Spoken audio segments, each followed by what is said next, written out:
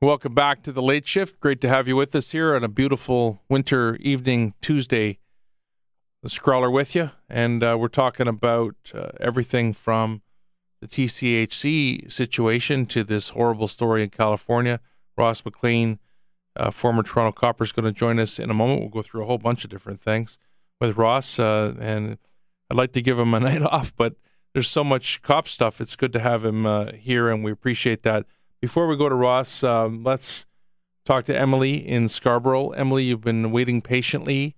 You're following this horrible story in California. You have a comment to make. Yes, Joe, and I look forward to you every Tuesday. I've said before, when I'm down, knowing that you're going to be there Tuesday night gets me through the day. I think highly of you, and I know that you've been very open, and even where it's warranted, you've told the raw truth about the police in our city before. Now, I believe, before it's shown otherwise, I believe the policeman that they're after is a good practicing, Judeo-Christian practicing good person, and that he, unlike the others who are from probably the Rodney King school of policing, I believe that he really did see things wrong, and I believe that he really did try to expose them. And you've heard of post-traumatic stress disorder. People Absolutely. have been talking about mental illness today and calling him mentally ill. Well, if enough people, if you try to do good in the face of everyone else turning their back, turning against you, and eventually, and time after time, and then firing you, it can give you post-traumatic stress disorder. Well, let me say this. I appreciate what you're saying, and I'm wondering all the same things, and we talked earlier with Ryan and John about that. Good. Is that, but, you know, it's more nuanced than that even. I think that's a component of the story. Obviously, he's killed people, and, you know, that's a real issue, and it can't be glossed over.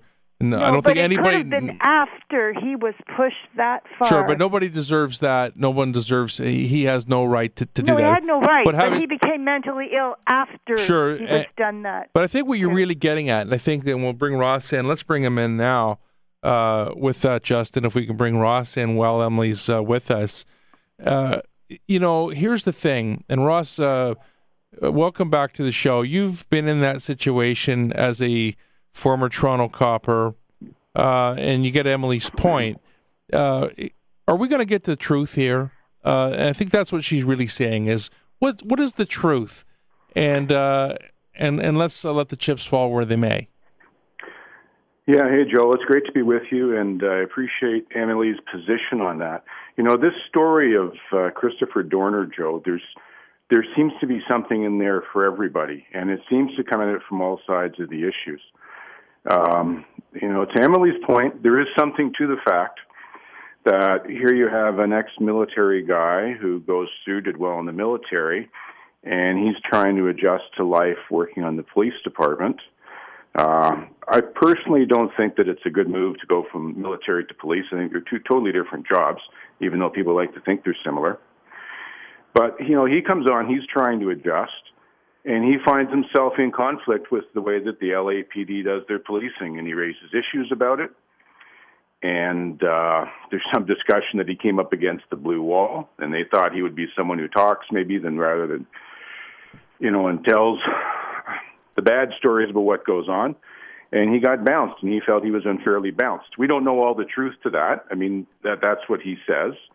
I mean, I'll say this, and most coppers would say the same thing. We've all known about trials at the kangaroo courts with the police when the boss doesn't like you, and it can be tough. So there's something, you know, there's a little truth in all of this, and there's a lot of sadness all around, Joe. Even on Joe's show a long time ago, that's where I first heard it said. The police say, "You lie for me in court, and I'll lie for you." Ross, it's there's the issues that have come up about court already about. Policemen lying on the stand. There's a case before the courts now with other drug squad officers where they're being accused of that. You know, we went through the 14 years chasing the last group of drug squad officers. You know, here's the problem, Joe and Emily. You know, you could have 100 good cops, and all it takes is 2 bad ones to ruin it for all 100. And I think, you know, I still believe that we do have that. I hope Emily believes that. I know you do, Ross.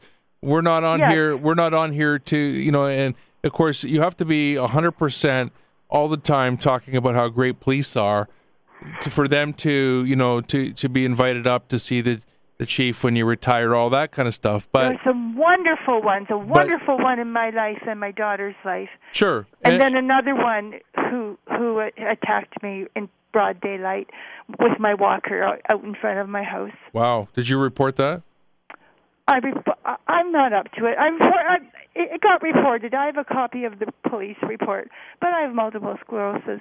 I just, you know, at one point when he was dragging me along the street, I had to go to the hospital and get a tetanus shot because I was bleeding so much.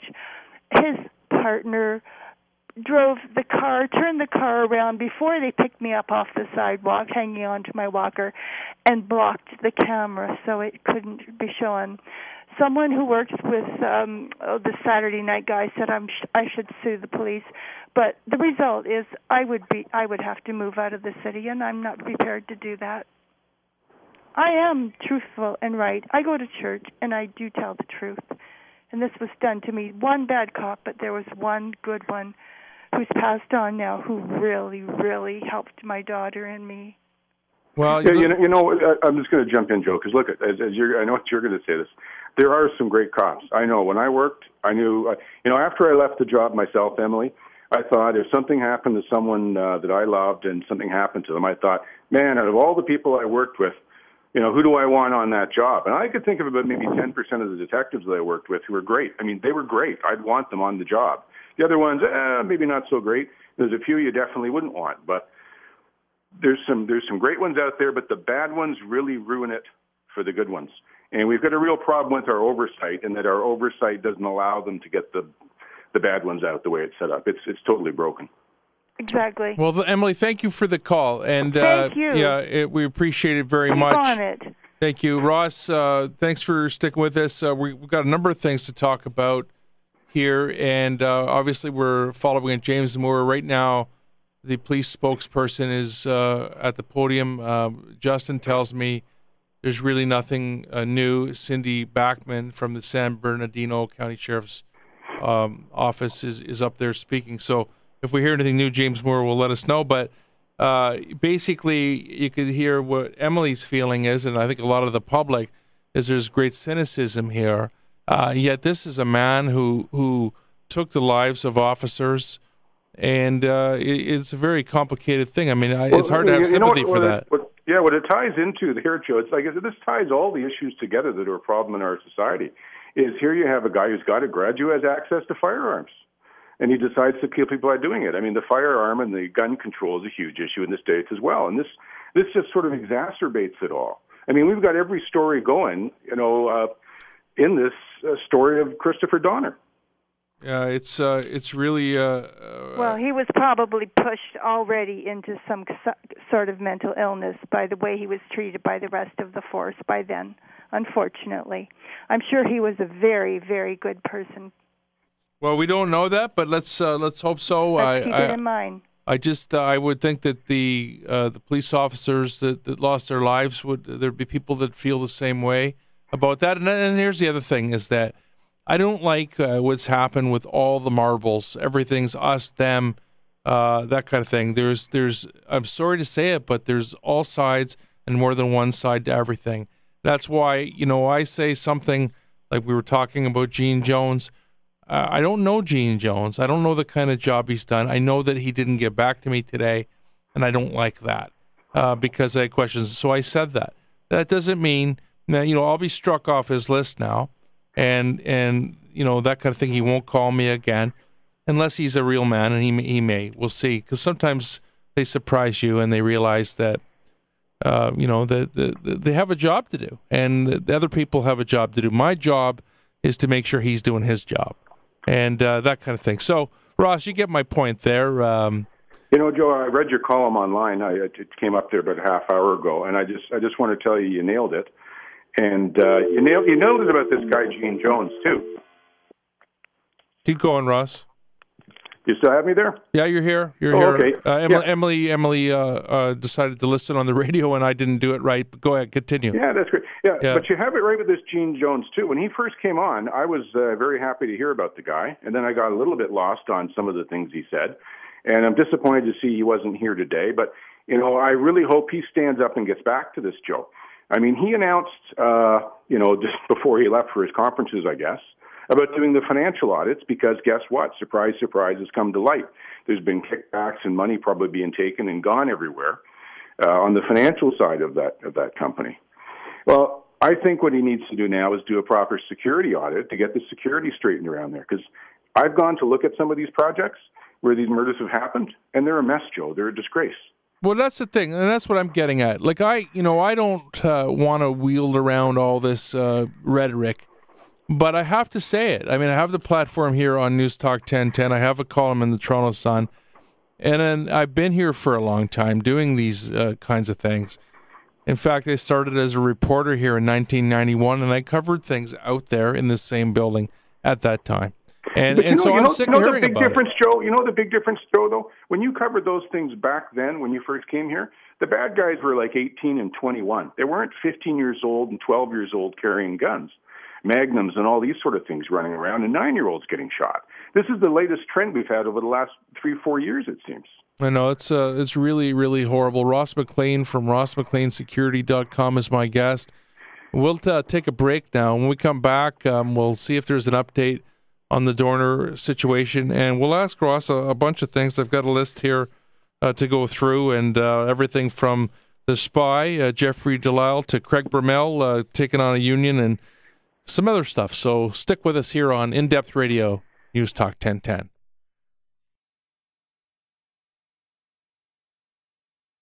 Welcome back to the Late Shift. Great to have you with us. Ross McLean is my guest from Ross McLean Security.com, former Toronto copper, and we're going to whip through some stuff here. Roscoe, if you could help us out. Let's start with the Philippines story of Fernando De Castro, 46 years old.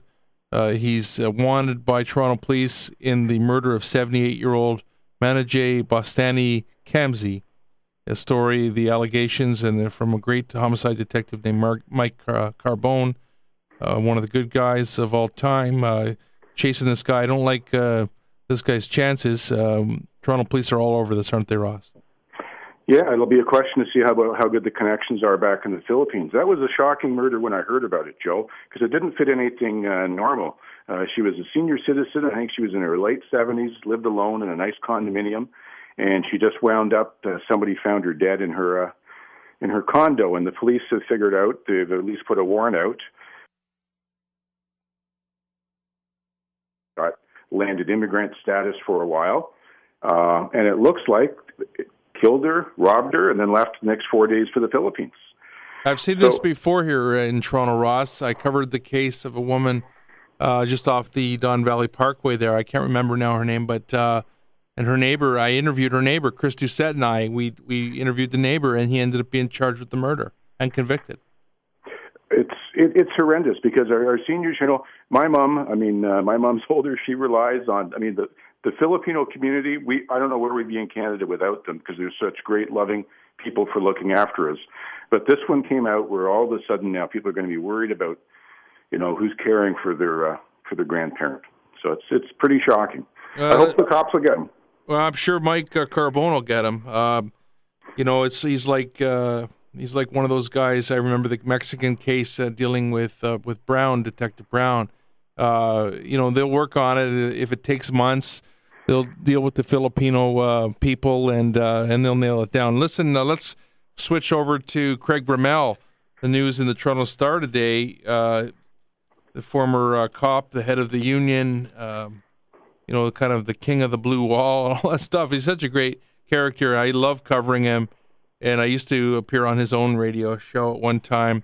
He ended up being a producer, but now he's going to be heading up this construction union. What the heck's going on here? Well, yeah, it opens up for a lot of great questions, doesn't it? One of the pages I run, I call Crime, Power, and Politics, Joe, and I listed that story under all three of them. Yeah. Because it sort of fits all of them. Let's face it, he was an interesting figure when he was head of the police association.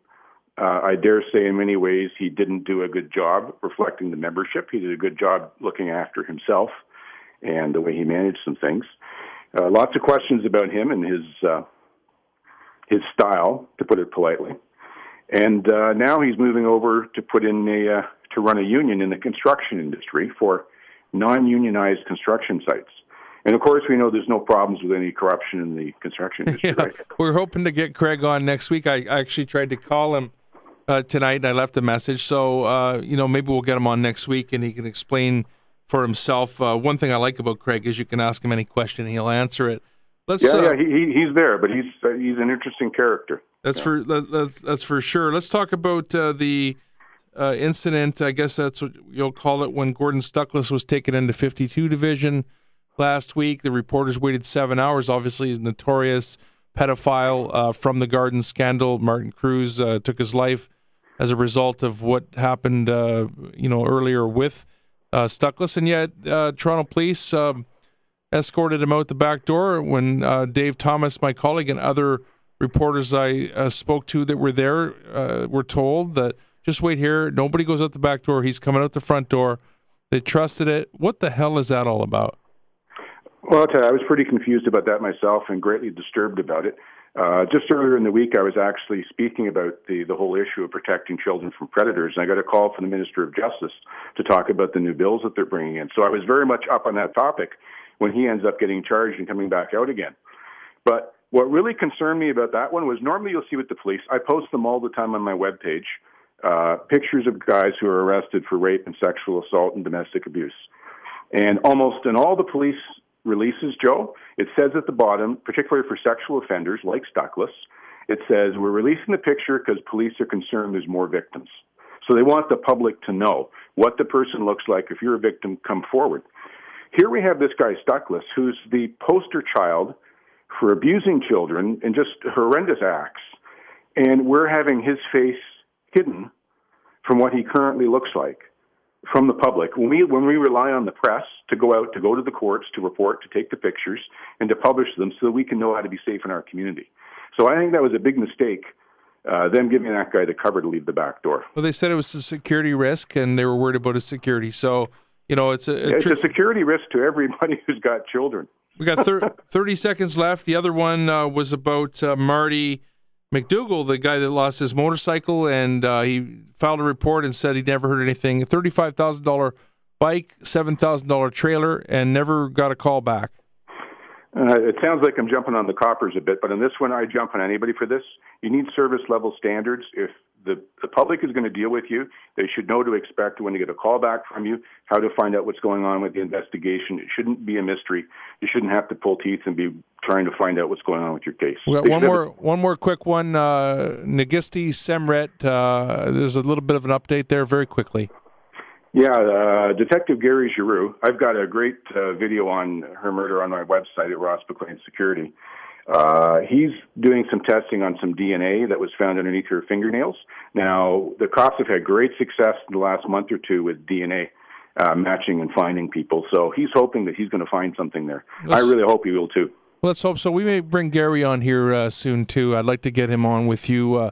Listen, Ross, thank you for getting us through, and we'll talk to you down the road. It's now midnight, and it's time to go. So Michelle Rose is waiting to do the news, and thank you for listening. We'll see you next week, everybody. Scrawler out.